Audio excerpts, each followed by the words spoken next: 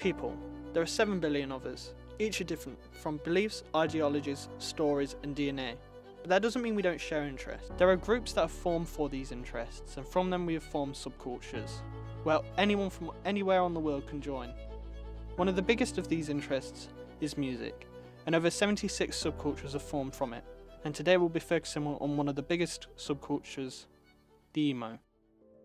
So, what is an emo?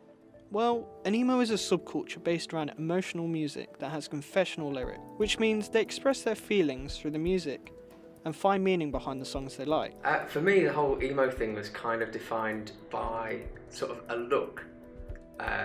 It seemed to be that the whole visual of being an emo was about the hair, the clothing, obviously the music was a massive part of that as well. But really I don't think there was a definition of it, and that was kind of the beauty of it. There wasn't really a set definition. I mean, if you type emo into Google, you'll probably find pictures, but I don't think you'd find an actual definition. I think for me it started really with the music. I kind of started getting into a few bands like Fall Out Boy, Panic at the Disco, that kind of stuff, and that kind of defined the start for me.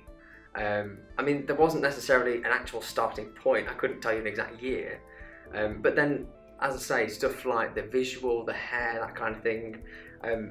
I had massive hair, not that you would know it now, but I had really big hair sort of swooping across my face, big fringe and everything.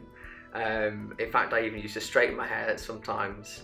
And all that really was to fit in with that culture, really, to fit in with the emo sort of appearance, that look.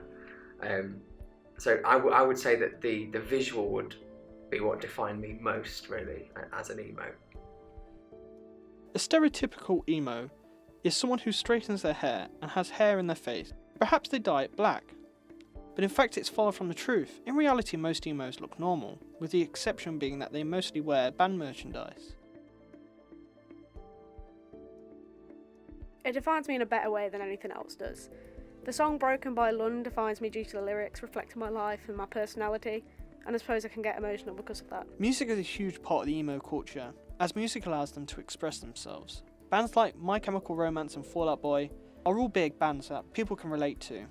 They often sing about depression, drugs, and social problems. This allows users who feel misunderstood and lonely to connect with other people who share the same taste in their music. With more artists bringing out music that is classed as emotional, more people will start to join the emo culture, and with this, the culture will start to change.